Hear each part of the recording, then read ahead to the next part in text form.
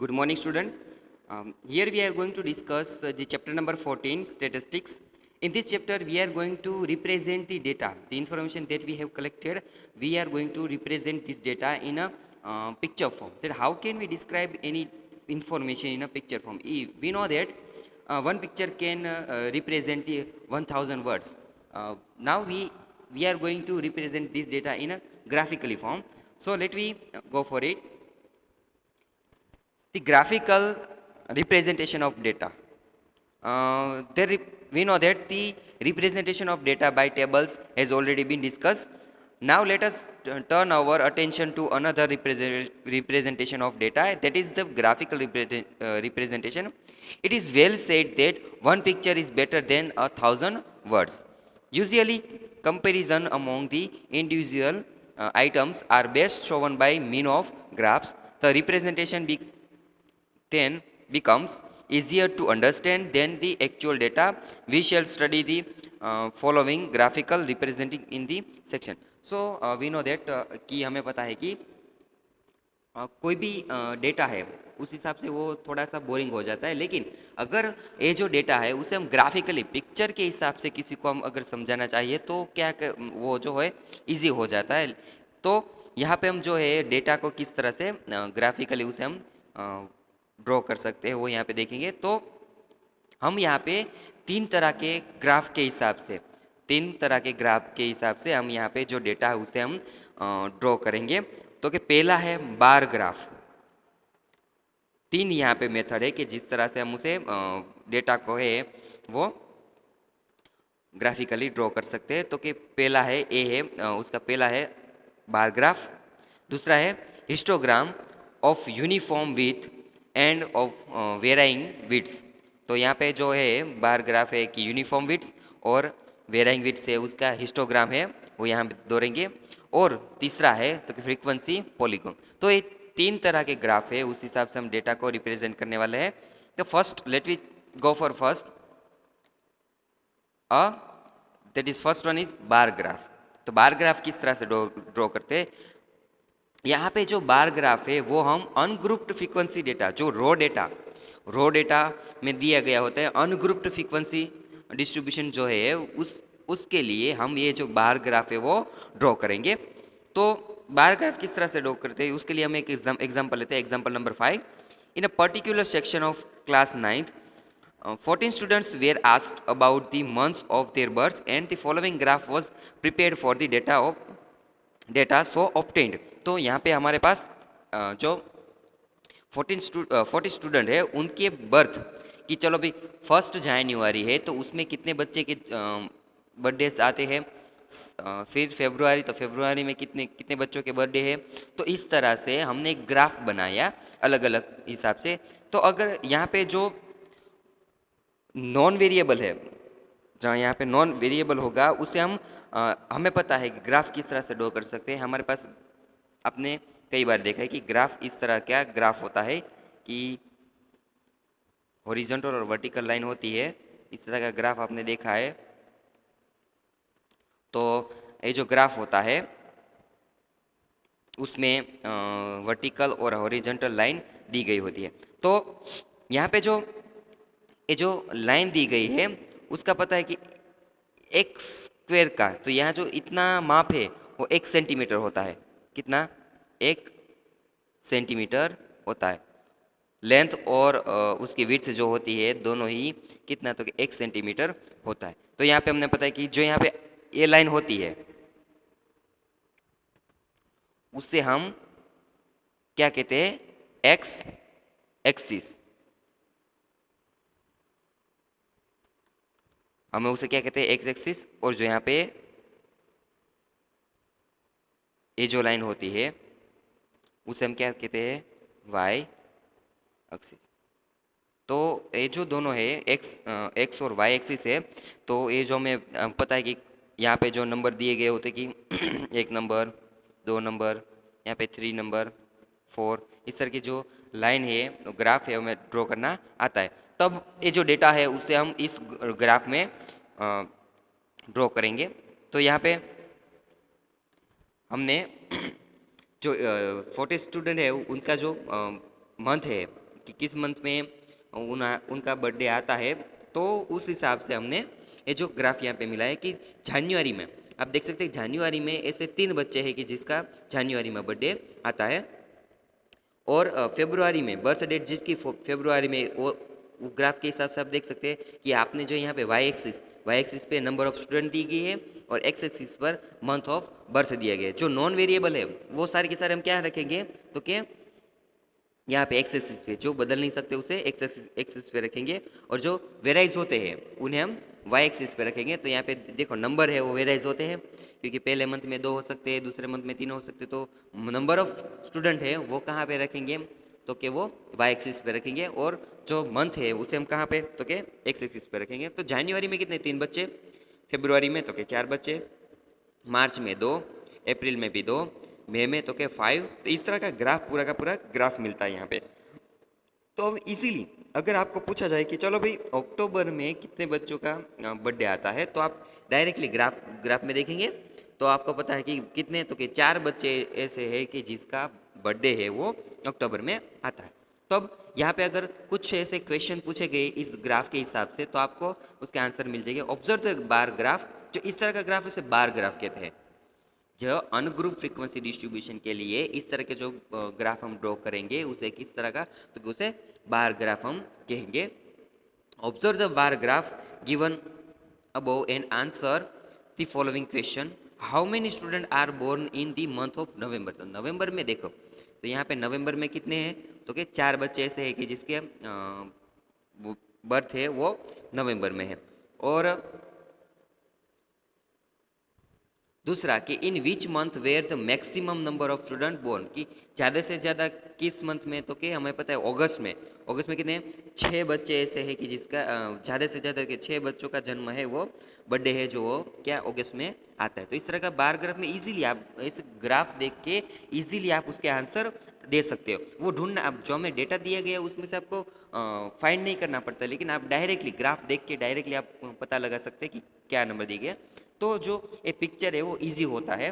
तो यहाँ पे जो इसका सॉल्यूशन है कि note that the variable here is the month of birth and the value of the variable in the number of student born. हमें पता है कि जो वेरिएबल है कि no which is not varies is that is month of birth, and we have put it in on x axis, and the value which varies that is number of students we have put it on y axis.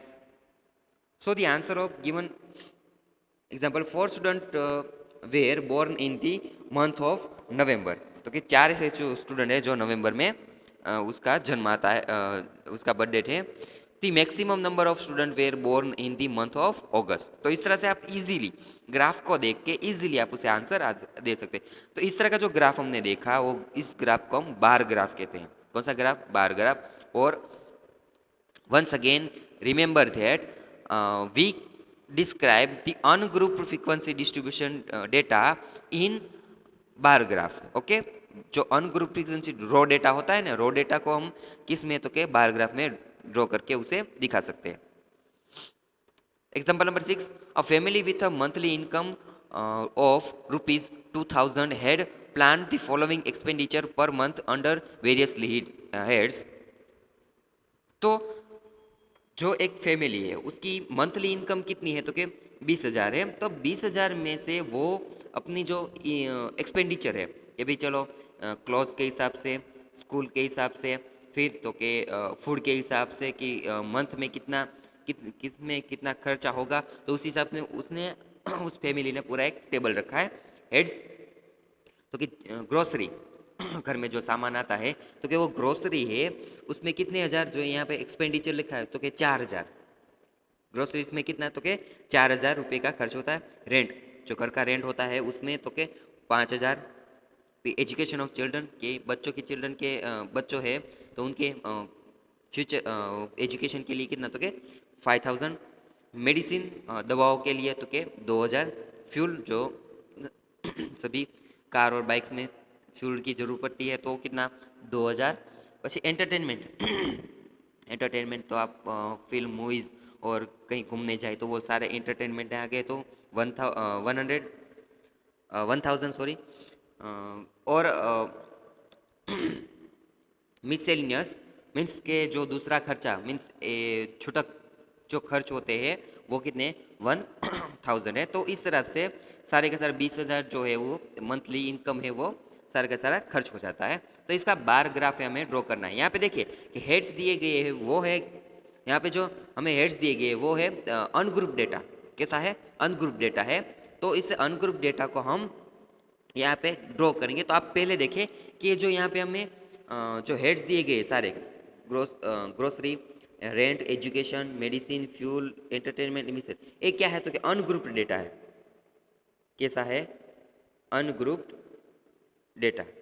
Okay, तो ungroup data है। तो इसमें हम देखेंगे कि हमें पता है कि एक्स एक्सिस पे हमें जो यहाँ पे जो ग्राफ ड्रॉ करेंगे वहाँ जो एक्स एक्सिस है और यहाँ पे जो वाई एक्सिस होगा, तो हमें पता है कि यहाँ पे जो नॉन वेरिएबल होगा, इसमें से नॉन वेरिएबल कौन है? तो क्या यहाँ पे जो एड्स दिए गए हैं ग्लोसरी रेंट, तो हम जो ग्लोसरी और ये है तो क्या पहला कौन सा ग्लोसरी, और यहाँ इस हिसाब से हमारे पास यहाँ पे नंबर देखेंगे कि भाई वेराइज नंबर, जो नंबर है उस एक्सपेंडिचर को यहाँ पे हम एक्सपेंडिचर को एक्स एक्सिस पे हम ड्रॉ करेंगे। यहाँ पे देखेंगे कि एक्सपेंडिचर में सबसे लार्जेस्ट नंबर कौन सा है? 5। तो इस हिसाब से हम क्या करेंगे, तो यहाँ पे 1 सेंटीमीटर क्या होते हैं यहाँ पे 1 2 3 4 5, 1 सेंटीमीटर का जो गैप होता है उसमें सबसे पहले तो क्या 1 2 3 4 एंड 5। तो के 5000 ज़्यादा से ज़्यादा 5000, तो 5000 तक यहाँ पे हम काउंट करेंगे। और यहाँ पे ग्लोसरी, तो यहाँ पे हम यहाँ पे भी से 1 सेंटीमीटर का गैप दिया गया होता है। तो हम क्या करेंगे, ये जो पहला वाला गैप है वो रख देंगे ऐसे ही, दूसरा वाला गैप से शुरुआत करेंगे। ग्लोसरी कितने कि 4000, तो जो हमारा ग्राफ है पहला ग्राफ वो 4000 तक ऐसे जाएगा। तो यहाँ पे जो पहला आएगा वो क्या आएगा? ग्लोसरी। फिर से एक जो बॉक्स है वो हमें छोड़ देना है, उसके बाद का बॉक्स लेना है। तो रेंट यहाँ पे आएगा, रेंट। तो रेंट है वो कितना है? तो कि 5000, तो रेंट का जो है वो 5000 तक उसका ग्राफ जाएगा इस तरह से। फिर तो कि एजुकेशन ऑफ फॉर चिल्ड्रन, तो कि वो फिर से एक गैप, एक बॉक्स छोड़ देंगे और उसके बाद जो का जो बॉक्स है वो लेंगे और यहाँ पे 5000 का ऐसा ग्राफ मिलेगा हमें। आप इसमें किसी भी कोई भी पेंट ड्राइंग इसमें कर सकते हैं, इस तरह की कोई भी ग्राफ को अलग अलग दिखाने के लिए अच्छे से आप उसे ड्रॉ कर सकते हो, अलग अलग ग्राफ दिखाने के लिए। यहाँ तो के 4000 5000, ये भी 5000 का है। फिर क्या, तो के मेडिसिन है, तो यहाँ पे एक बॉक्स छोड़ के भी वापस मेडिसिन के लिए, मेडिसिन कितने? तो के 2000, तो यहाँ पे 2 जहाँ है वहाँ तक हम उसे यहाँ ड्रॉ करेंगे। तो इस तरह से जो पूरा का पूरा ग्राफ है हमें यहाँ पे मिलेगा। तो इस ग्राफ को किस तरह से हम ड्रॉ कर सकते हैं, तो यहाँ पे उसका सॉल्यूशन दिया गया है। तो सॉल्यूशन हम given example, so we can draw the graph as here given that the expenditure उसका वो वेराइज होता है, तो उसको हम क्या कहाँ पे, तो यहाँ पे जो वाई एक्सिस है वहाँ पे रखेंगे इन 1000 रुपीज़, एंड हेड्स जो वेराइज नहीं होता उसे हम इस तरह से रखेंगे। तो जो हमें यहाँ पे इजीली हम कह सकते हैं ग्लोसरी में कितना खर्चा होता है, एक्सपेंडिचर कितना है, तो क्या 4000, रेंट कितना, तो 5000। इजीली आप ग्राफ में से बता के कह सकते हैं कि इसका खर्चा कितना है। कोई भी इंफॉर्मेशन हो इजीली आप उसे सॉल्व कर सकते हैं। तो ये जो ग्राफ है इसे कहते हैं बार ग्राफ। तो यहाँ पे जो स्क्वायर मिलते हैं ना, हमने रेक्टेंगल देखे ना आपने, जो ये डार्क रेक्टेंगल है, तो ये रेक्टेंगल को हम बार ग्राफ कहेंगे। तो जो अनग्रुप्ड फ्रीक्वेंसी डेटा है उसे हम इस तरह से बार ग्राफ में ड्रॉ कर सकते हैं। Let us now see how a frequency distribution table of continuous classes interval can be represented graphically। ये जो था अनग्रुप था, अब क्या आता है, क्या ग्रुप में क्या आता है, तो क्या क्लास आते हैं। तो अब क्लास को, कंटिन्यूस क्लास को हमें नॉन ओवरलैपिंग नहीं बट कौन से वाले, तो कंटिन्यूस क्लास को किस तरह से हम ड्रॉ कर सकते हैं। तो उसके लिए जो ग्राफ है उसे हम कहेंगे हिस्टोग्राम। क्या कहेंगे? हिस्टोग्राम। तो जो हिस्टोग्राम है, हिस्टोग्राम के हिसाब से हम कंटिन्यूस क्लास है उसे हम ड्रॉ कर सकते हैं, और कंटिन्यूस क्लास के द्वारा जो हमें ग्राफ मिलेगा उसे हम हिस्टोग्राम कहेंगे। This is a form of representation like the bar graph, but it is used for continuous class interval. For instance, consider the frequency distribution table 14.6 representing the weights of 36 student of a class. अब क्या है कि यहाँ पे एक table दिया गया है इस तरह से कि 36 स्टूडेंट है, उनके वेट दिए गए हैं. तो यहाँ पे जो इंटरवल है में क्लासेस दिए गए हैं 30.5 टू 35.5, 35.5 टू 40.5. तो यहाँ पे जो जिसका वेट है 30.5 टू 35.5 है, उसका वेट जिसका भी 9 इसके बीच में जिसका वेट आए थे उतने स्टूडेंट कितने हैं, 9 स्टूडेंट. तो इस तरह से इंटरवल दिए गए. तो अब इंटरवल यहाँ पे आपने देखा कि इंटरवल दिए गए हैं, तो अब इसे किस तरह से हम उसे ड्रॉ कर सकते हैं. तो इसके लिए कंटिन्यूस क्लास इंटरवल है, तो उसे हिस्टोग्राम के हिसाब से दो सके. अभी हिस्टोग्राम क्या है, तो अब ये यहाँ पे हम एक बात करें तो कि ऐसा ग्राफ हमारा मिलेगा. ये है एक्स एक्सिस, ये है वाई एक्सिस. तो अब तो कि जो वेराइज नहीं होता, तो हमारे पास जो इंटरवल है, क्लास इंटरवल है, उसे हम यहाँ से ड्रॉ करेंगे. ये जो 1-1 सेंटीमीटर के जो गैप दिए गए होते हैं, यहाँ पर भी 1-1 सेंटीमीटर के गैप दिए गए होते हैं. तो अब क्या, तो कि यहाँ पे हमने देखा कि वाई एक्सिस मीन वेरा एक्सिस, तो नंबर ऑफ स्टूडेंट है उसे हम यहाँ पे हमेशा नंबर ऑफ स्टूडेंट है उसे हम वाई एक्सिस पे भी लिखेंगे. कहाँ पे, वाई एक्सिस पे. और जो क्लास इंटरवल होगा, वेट, क्लास इंटरवल क्या दिया गया है, यहाँ पे वेट दिया गया है. तो जो वेट होगा उसे यहाँ पे हम लिखेंगे. तो अब वाई एक्सिस पे किस तरह से हम उसे उस डेटा को ड्रॉ कर सकते हैं. तो हमें पता है कि हाईएस्ट फ्रीक्वेंसी 15 है. तो अब 1 2 3 4 5 6 7 लिखते जाएंगे, 15 बहुत ही बड़ा हो जाएगा. तो हम क्या करेंगे, जो 1 सेंटीमीटर है वाई एक्सिस पे जो 1 सेंटीमीटर है उसे हम वाई एक्सिस पे जो 1 सेंटीमीटर का माप क्या लेंगे, 2 स्टूडेंट. क्या लेंगे, 2 स्टूडेंट. डायरेक्टली 2 के बाद क्या आएगा, इसका गैप सही होना चाहिए. यहाँ से 0 होता है, 0 से 2 आया, तो 2 के बाद क्या आएगा, 4, उसके बाद 6, उसके बाद 8, उसके बाद 10. तो इस तरह से हम पूरा का पूरा ग्राफ ड्रॉ करेंगे.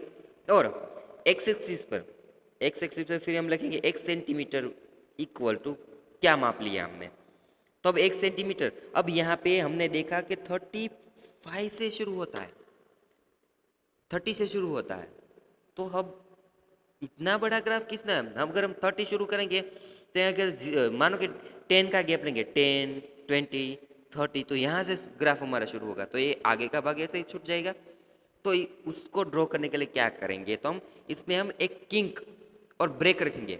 किंक और ब्रेक क्या है, तो किंक और ब्रेक इस तरह से कुछ है.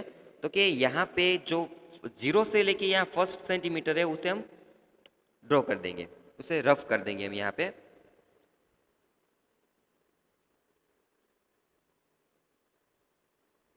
तो ये जो एक्स एक्सिस था, तो यहाँ पे जो है उसे हम ड्रॉ कर देंगे. तो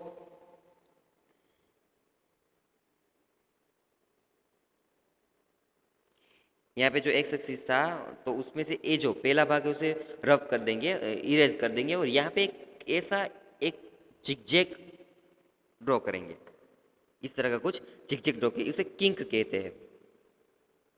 इसे क्या कहेंगे, किंक, KINK. इसे क्या कहते हैं, किंक. और उसे और ब्रेक, किंक और ब्रेक दोनों में से कुछ भी कह सकते हो. एक ब्रेक रख देंगे. तो ब्रेक काम क्या करता है, अब हमें 1 2 3 4 5 30 तक नहीं जाना है. डायरेक्टली ब्रेक के बाद डायरेक्टली हम यहाँ पे क्या रख देंगे, तो कि यहाँ पे 30.5 क्या रख देंगे, 30.5. उसके बाद 35.5, उसके बाद 40.5, फिर यहाँ पे 45.5, तो यहाँ पे फिर 50.5 और 55.5. तो ये जो 1-1 सेंटीमीटर का गैप है वहाँ पे हम इस तरह के रखते हैं. अब तो पहला ग्राफ है वो 9 तक जाता है, तो यहाँ पे 9 कहाँ पे आता है, 8 और 10 के बीच में. तो इस तरह का ग्राफ हम ड्रॉ कर देंगे. 9 फिर 8 आता है. तो अब हमें बीच का एक जो बॉक्स है वो हमें छोड़ना नहीं, लेकिन कंटिन्यू करना है, क्योंकि दूसरा जो इंटरवल है कहाँ से है, 35.5 से 40 तक, तो यहाँ से ही हमें कंटिन्यू करना है। तो दूसरा है जो 8 है, तो 8 से लेके 40 तक जो भी आता है, 8 आता है, 10 आता है, 9 आता है, तो यहाँ पे जो है इस तरह से कंटिन्यूस होता है, क्योंकि हमारे इंटरवल कैसे कंटिन्यूस है, तो जो ग्राफ है उसे हम, जो बार ग्राफ है उसे कंटिन्यू करेंगे, फिर ऐसे आएगा, फिर ऐसे बड़ा होगा, तो ये कंटिन्यूस होगा। तो इस तरह का ग्राफ कंटिन्यूस मिलते हैं। तो ये जो ग्राफ हमें मिलते हैं, हमें इस तरह के जो ग्राफ मिलते हैं, उन ग्राफ्स को हम किसे, हिस्टोग्राम, क्या कहते हैं, हिस्टोग्राम, उसे क्या कहेंगे हम, हिस्टोग्राम कहेंगे। तो इस तरह के ग्राफ हम ड्रॉ कर सकते हैं। तो चलो, तो हमें जो हमारे पास इंफॉर्मेशन है उसका इस तरह के कुछ ग्राफ हमें मिलेगा। तो नंबर ऑफ स्टूडेंट यह कहाँ पे रखेंगे, वाई एक्सिस पे रखेंगे, और वेट्स जो वेराइज नहीं होते वो वेट्स को हम हमेशा याद रखना, नंबर ऑफ स्टूडेंट हमेशा वाई एक्स पे ही, ऑलवेज वाई एक्सेस पर ही आएंगे। तो मैंने कहा था ना कि चलो 0 से, तो क्या हमारे पास 15 नंबर्स है, तो हम गैप जो है यहाँ पे 1 सेंटीमीटर का जो गैप है उसे 0 से 2, 2 से 4, 4 से 6, 6 से 8, 8 से 10, 10 से 12, 12 से 14 और 14 से 16 रखेंगे। और हमने यहाँ जो कट रखा है 0 से लेके एक छोटा सा कट, ब्रेक, किंक रख दिया, ये जो किंक रखा ना हमने यहाँ पे, इसे किंक कहते हैं, किंक और ब्रेक कुछ भी कह सकते हैं, किंक और उसे ब्रेक भी कह सकते हो आप। हमने ब्रेक रख दिया, और उसके बाद जो नेक्स्ट होगा सेंटीमीटर कहाँ से शुरू करेंगे, डायरेक्टली 30.5 से 35.5 तक, फिर 40 टू 5, 40.5, फिर 45.5, फिर 50.5, फिर 55.5, फिर 60.5 और 65.5। इस तरह से हम उसे उसका ग्राफ मिलेगा।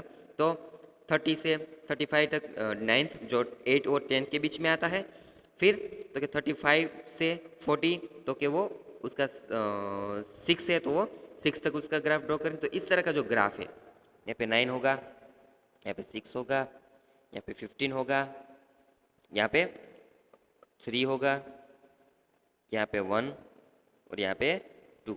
तो इस तरह का जो ग्राफ मिलता है उसे हम हिस्टोग्राम कहेंगे। और हिस्टोग्राम में किस तरह के डेटा, तो के continuous class interval,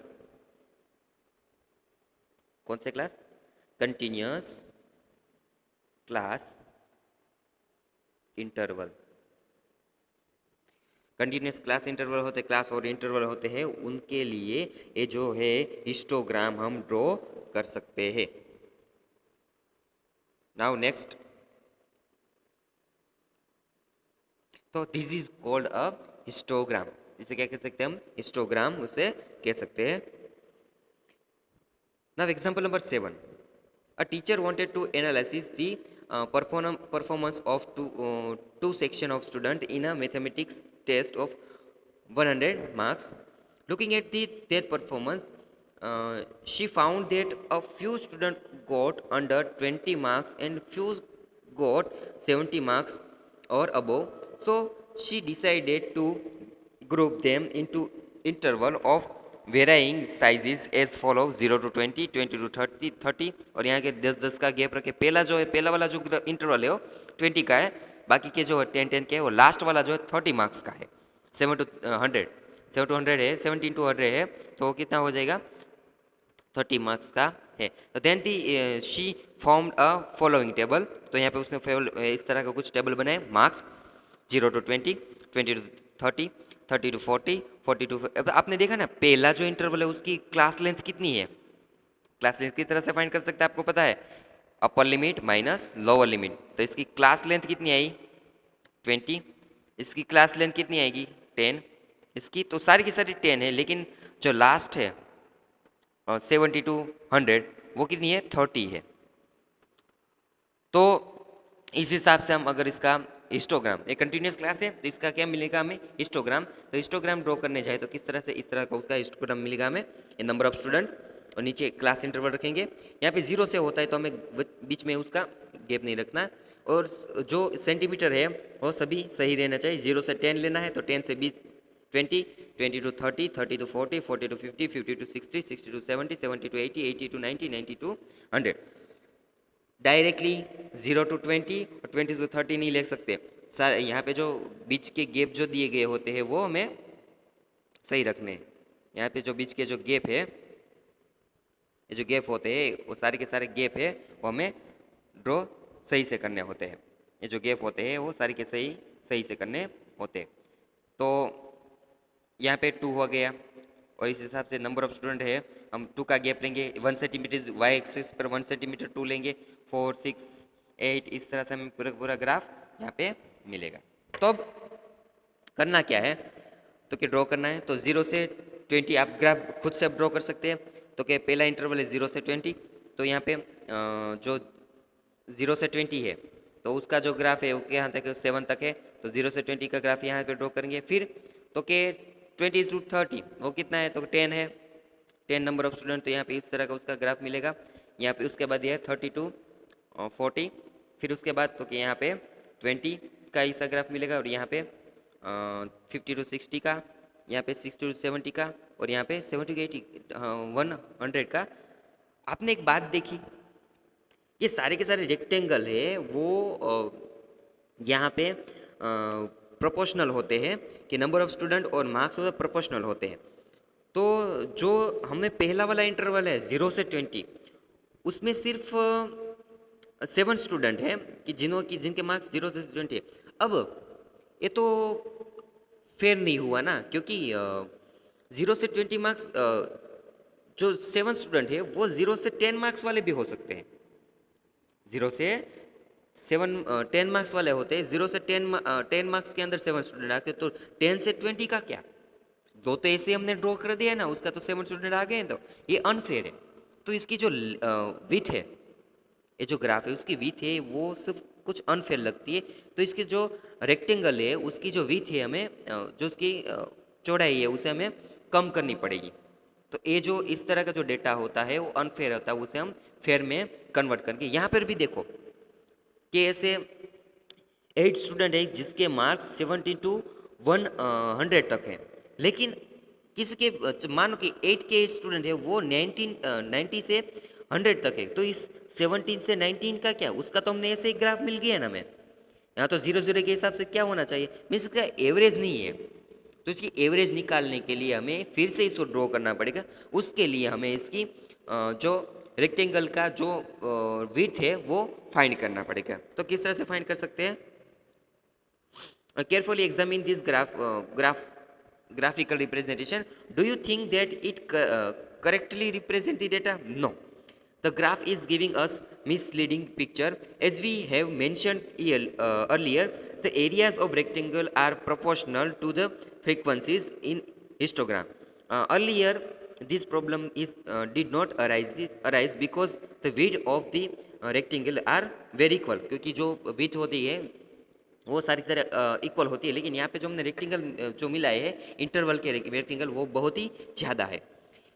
but here since the width of the rectangle are varying, the histogram above does not give a correct picture. For example, it shows a greater frequency in the interval 7 to 100 than in 60 to 70, क्योंकि 60 to 70 में जो बच्चे दिए गए हैं उनसे तो ज़्यादा उसकी विथ किस में है, 70 to 100 में, which is not the case. So यहाँ पे क्या करना है, उसके क्लास इंटरवल जो है उसकी विथ फिर से हमें फाइंड करनी पड़ेगी। So we need to make a certain modification in the length of the rectangle so that the areas are again proportional to the frequency. हमें areas है वो frequency के हिसाब से उसे फिर से find करना पड़ेगा। तो the steps to be followed are as given below. तो उसके लिए क्या करना पड़ेगा, select the class interval with minimum class size. Minimum class size कितनी है, 10th है। हमें पता है कि मिनिमम सारे के सारे इंटरवल की मिनिमम क्लास साइज कितनी है, 10th है। In the example above the minimum class size is 10th। पहला काम क्या करना है, तो क्या मिनिमम क्लास साइज फाइंड करनी है, तो क्या वो 10th है। The length of the rectangle are then modified to be proportional to the class size 10th। तो 10th के हिसाब से उसे मॉडिफाई करना पड़ेगा। तो किस तरह से कर सकते हैं, तो for instance when the class size is 20, हमें पता है कि पहला जो 0 से 20 है उसके क्लास साइज 20 है, तो the length of the rectangle is 7 हमें पता है कि 7 स्टूडेंट है तो उसकी लेंथ कितनी होगी, 7 है. So when the class size is 10 the length of the rectangle will be, तो उसके लेंथ है वो डिक्रीज कर देंगे हम 7/20 मल्टीप्लाई बाय 10. उसकी जो क्लास की फ्रीक्वेंसी है उसे हम क्लास की जो लेंथ है उसे डिवाइड करके जो मिनिमम क्लास साइज है उसे हम मल्टीप्लाई कर देंगे, तो हमें क्या आंसर मिलेगा 3.5. इस तरह का पूरा में जो टेबल है लेंथ ऑफ रेक्टेंगल हम फिर से ड्रॉ करेंगे. तो 0 से 20 है तो उसका फ्रीक्वेंसी 7 है, तो 7 उसकी विड्थ कितनी है, क्लास लेंथ कितनी है, तो क्या वो 20 है. तो 7/20 multiply by the minimum class length that is 10, इसका आंसर 3.5. उसी तरह से 20 to 30 का, तो उसकी फ्रीक्वेंसी 10 है, तो उसके विथ ऑफ क्लास कितनी 10 है, तो उसके हिसाब से उसकी क्या है 10 10 10. तो इसी हिसाब से पूरे के पूरा जो हमें अगेन से जो उसकी फ्रीक्वेंसी है वो इस तरह से कुछ मिलेगी 35 10 10 20 20 15 और 2.67 मीन्स नियर अबाउट 2.5. तो इस तरह से हम पूरे का पूरा ग्राफ फिर से ड्रॉ करेंगे. Since we have calculated this length for an interval of 10 marks in each case, we may call these lengths as proportional of student per 10 marks interval. तो यहाँ पे इस फिर से हमने मिलेगा, तो आपने देखा ना 0 से 20 का अब जो ग्राफ है वो छोटा हो गया, तो उसका जो है जो 35 है तो 35 3.5 है तो 3.5 तक हमने उसका ड्रॉ कर दिया, उसकी जो लेंथ है उसके 35 तक रख दी. तो इसी तरह से 17 से 100 अब उसका प्रोपोर्शनल टू जो नंबर ऑफ स्टूडेंट है 10 मार्क्स के उसके हिसाब से हमने उसे ड्रॉ कर दिया. फिर से हमें इस तरह का जो है ग्राफ हमें मिलेगा. Next exercise number 14.3. Example number 2. The following data on the number of girls to the nearest 10 per thousand boys in different section of Indian society is given below. तो यहाँ पे जो नंबर ऑफ स्टूडेंट की 1000 boys के हिसाब से girls कितनी है, तो उसका नंबर दिया गया कि शेड्यूल कास्ट अलग अलग सेक्शन दिए गए हैं और नंबर ऑफ गर्ल्स पर 1000 दिए गए. तो यहाँ पे जो नंबर दिए गए हैं तो उस हिसाब से हमें जो सेक्शन दिए गए, तो ये आप देखते हैं कि सेक्शन के हिसाब से शेड्यूल कास्ट है, शेड्यूल ट्राइबल है, नॉन SC/ST है, बैकग्राउंड ट्रिप डिस्ट्रीब्यूट है, नॉन बैकवर्ड डिस्ट्रिक्ट है, रूरल है और अर्बन है. तो इस तरह के एरियाज दिए गए हैं हमें. तो ये है अनग्रुप्ड डेटा. तो अनग्रुप के लिए कौन सा वाला ग्राफ, तो कि हम यहाँ पे बार ग्राफ ड्रॉ करेंगे. तो नंबर ऑफ गर्ल्स दी गए, तो आपने देखा ना यह जो है 900 है, तो हमें ग्राफ पे क्या रखना पड़ेगा कट. जो यहाँ पे नंबर दिए गए वो हम y एक्सिस पे रखें, तो कट कहाँ पे रखेंगे हम y एक्सिस पे रखेंगे. सो represent the information above by a bar graph. In the classroom discuss what conclusion can be arrived at from the graph.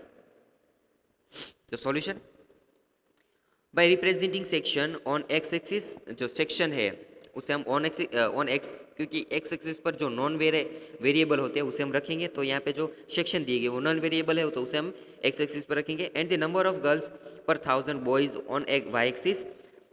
The graph of the information given above can be constructed by choosing an approximate scale. 1 unit is equal to 100 girls for y axis. तो इस तरह का कुछ हमें graph मिलेगा. तो कि हमने क्या किया, तो कि y एक्सिस पर 1 सेंटीमीटर इज इक्वल टू क्या ले लिया हमने 100 girls, number of 100 girls, the number of girls per 1000 boys. तो 0 से 100 200 300 400 इस तरह से 900 और 1000. तो सारे क्लास थे SC/ST, उसे हम एक्स एक्सिस पे रखेंगे. सेक्शन है यहाँ पे non SC/ST, backward districts, non backward districts, rural और अर्बन. तो यहाँ पे हिसाब से तो हमें यहाँ पे 9000 है तो 9010 इस तरह का पूरा ग्राफ आप ड्रॉ कर सकते हो. तो ऐसा ग्राफ आपको मिलेगा. तो इस ग्राफ को देख के आपको क्या पता लगता है कि हमें पता है कि ST आप देखा ना, ST में ज़्यादा से ज़्यादा जो लड़कियां हैं वो रहे 1000 के हिसाब से ज़्यादा लड़कियां हैं और उस हिसाब से कम जो नॉन SC SC और नॉन बैकवर्ड डिस्ट्रिक्ट है उसमें कम से कम लड़कियां है। Here all the rectangle bar are of the same length and have equal spacing in between them.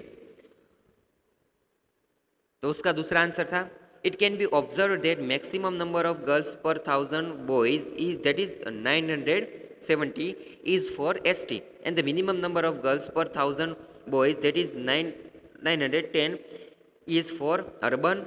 Also the number of girls per 1000 boys in greater in rural areas than that in urban areas. Backward districts that in non backward districts SC SC then that is non SC ST. इस तरह के जो girls है उनका urban और जो rural area है उस हिसाब से हमने उसकी जो पर 1000 जो लड़कियां है गर्ल्स है उसकी नंबर ऑफ हमने उसकी स्ट्रेंथ वो यहाँ पे इस तरह से फाइंड की है। Next example number 5 the following table gives the life times of 400 neon lamps. जो लैंप हमारे पे नियॉन लैंप होते हैं उसकी यहाँ पे लाइफ टाइम दी गई है। तो लाइफ टाइम इन आवर्स कि 300 से 400 आवर्स है तो क्लास इंटरवल में दिया गया है। तो 300 से 400 घंटे तक चलने वाले बल्ब कितने हैं तो कि 14 बल्ब है।